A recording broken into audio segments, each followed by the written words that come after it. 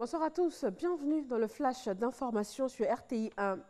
Une Afrique résiliente, quelle voie tracer? C'est le thème de la table ronde du New York Institute Forum organisée ce mardi par visioconférence.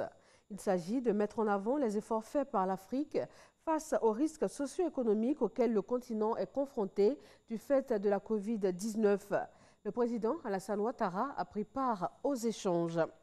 Le ministre de l'Administration du Territoire et de la Décentralisation, face aux députés membres de la Commission des Affaires générales et institutionnelles de l'Assemblée nationale, a présenté 3 projets de loi. Le projet portant ratification de l'ordonnance portant modification des articles de la nouvelle loi sur la CEI, Commission électorale indépendante. Le projet portant ratification de l'ordonnance portant révision du code électoral et enfin le projet de loi organique portant composition, attribution et fonctionnement de la Chambre nationale des rois et chefs traditionnels. Les 3 projets ont été adoptés.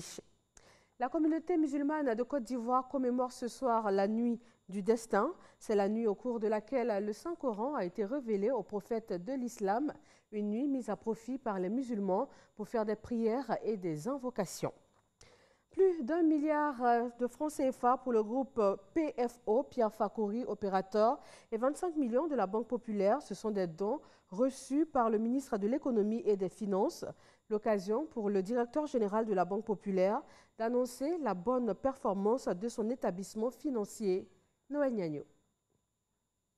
Dans son allocution à la Nation le 7 mai 2020, le président de la République a relevé les résultats satisfaisants du plan de riposte sanitaire ainsi que la convergence de vues sur le second plan avec les acteurs économiques et sociaux. La bataille n'est pas encore gagnée. Pour les combats à venir, aussi bien au plan sanitaire qu'économique, l'argentier a reçu des armes pour lesquelles il a souligné sa satisfaction. Il s'agit de l'annonce de la performance de la Banque populaire de Côte d'Ivoire hier, Caisse nationale des caisses d'épargne, la CNCE. Le conseil d'administration de la Banque populaire de Côte d'Ivoire qui s'est tenu vendredi dernier, vendredi 15 mai, a annoncé donc un résultat positif de 6,5 milliards au 31 décembre 2020, ce qui est véritablement une première depuis 2011 où la banque n'avait pas encore connu de résultats positifs. En plus de cette performance, la banque a décidé de s'inscrire dans l'élan de solidarité nationale avec 25 millions de francs CFA. Cela s'apprécie à sa juste valeur. Je voudrais saluer le geste que vous venez de poser. C'est un geste citoyen à travers une contribution de 25 millions de francs CFA pour soutenir les actions du gouvernement en matière de lutte contre la pandémie coronavirus. Deuxième armée non des moindres, les dons du groupe PFO, Pierre Fakouri, opérateur. Une contribution financière de 200 millions de francs CFA en numéraire et en équipement sanitaire et autres. 1,3 million de masques que nous avons pu rassembler, ainsi que 10 pick-up, 500 thermomètres infrarouges, 2 respirateurs médicaux, 200 lits médicaux et de nombreux consommables pour les équipes soignantes, tels que des blouses, des draps, des chaussures, des tabliers, des pyjamas, des casaques ou encore des chaussures médicales. L'originalité du don, puisqu'il prend en compte aussi la question de mobilité, mais aussi des éléments qui permettraient de rendre ces centres qui ont été construits par l'État de Côte d'Ivoire très fonctionnels, mais aussi faire en sorte que les populations puissent trouver, lorsqu'elles se sentent dans ce centre, l'accueil, mais aussi les services qui permettraient de les rassurer. Recevoir des dons, c'est bien. Savoir leur destination est mieux, parce que les combats se gagnent par une utilisation efficiente des moyens. Cet apport contribuera à financer le plan sanitaire ainsi que des actions impactant directement la vie des populations ivoiriennes en vue de la maîtrise de la propagation de la maladie et soutenir les couches les plus vulnérables.